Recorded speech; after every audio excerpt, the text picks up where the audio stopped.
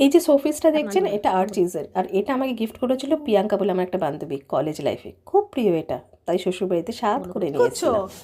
এটা পরিষ্কার হচ্ছে একদম সুন্দর করে সাবান দিয়ে, এর মধ্যে রং করবে হেভি এটা করে। ছাদে পড়েছিল, নোংরা হয়ে গেছিল পুরো। সাবান দিয়ে পরিষ্কার করছি।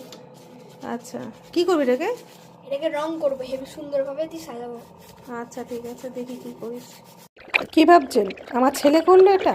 না, এত সুন্দর শোপিসটা অনেকই করেছে, ছাদের মধ্যে গাছের তলায় রেখে দিয়েছিল ওর গাছের সৌন্দর্য বাড়াবার জন্য, কিছুতেই সেটাই আমাকে দিচ্ছিল না।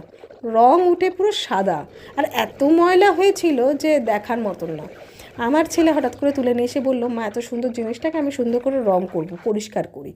হ্যাঁ, একদমই ঠিক শুনেছেন, পরিষ্কারটা ওই করেছে, কিন্তু ওই নিয়ে বসেই আর ধৈর্য তো কুলালো না, বেশিক্ষণ বেশি জিনিস ভালো লাগে না। তারপর আমি কি করলাম, আমিই বসলাম এটাকে রং করতে। দেখুন তো কেমন হয়েছে। আমার অভ্যাস নেই রং তুলি নিয়ে এত বেশি ঘাটাঘাটি করা, আলপনা দিতে খুব ভালোবাসি। হঠাৎ করে ভাবলাম চেষ্টা করি না, দেখি যা অবস্থায় রয়েছে তার থেকে তো বেটার লাগবে। সবটাই কমপ্লিট করেছি নিজে নিজে হাতে, যেটা বলছিলাম। দেখুন তো কেমন হয়েছে।